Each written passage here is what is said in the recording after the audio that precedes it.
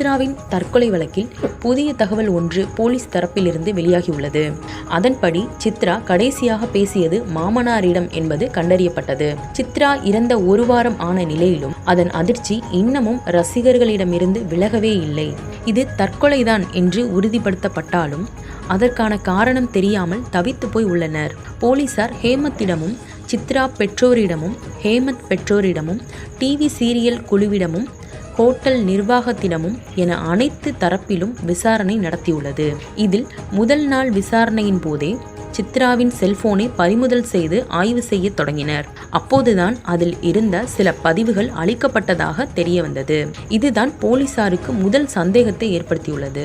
ஒரு பக்கம் ஹேமத்திடம் விசாரணை நடத்தி வந்தாலும் அளிக்கப்பட்ட ஆடியோ என்னவாக இருக்கும், அது ஏன் அளிக்கப்பட்டது, யார் அளித்தது, போலீஸ் விசாரணை தொடங்குவதற்குள் இதனை அளிக்க காரணம் என்ன என்ற புள்ளியிலிருந்து விசாரணை ஆரம்பமானது. உடனடியாக அளிக்கப்பட்ட ஆடியோவை மீட்டெடுக்கும் முயற்சியில் இறங்கினர். சைபர் கிரைம் போலீசார் உதவியும் நாடப்பட்டது.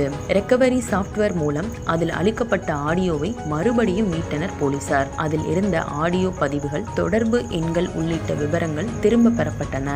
அப்போதுதான் தெரிந்தது சித்ரா கடைசியாக அவரது மாமனாரிடம் பேசியிருக்கிறார் என்பது.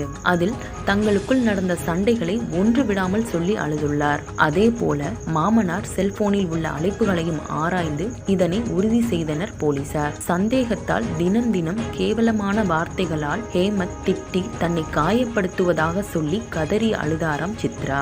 இன்னும் கொஞ்ச நாளில் கல்யாணம் நடக்க போகுது, இப்படி அவர் செய்வது சரியில்லை என்று கண்ணீர் விட்டாராம். ரூமுக்குள் மாற்று சாவியால் கதவை திறந்து கொண்டு உள்ளே நுழைந்ததுமே சித்ராவின் செல்போனில் இருந்த இந்த தகவல்களை ஹேமத் அளித்துள்ளார். ஆனால் இது பற்றி தனக்கு எதுவுமே தெரியாது என்று 6 நாளாக சாதித்து வந்துள்ளார். மீட்கப்பட்ட மாமனாரின் ஆடியோவை வைத்துதான் ஹேமத் வசமாக சிக்கினாராம். மேலும் இது போன்ற தகவல்களை தெரிந்து கொள்ள நமது சிந்தனை மைக் சேனலை சப்ஸ்கிரைப் செய்யுங்கள். உங்களுடைய ஆதரவுகளை எங்களுக்கு தாருங்கள்.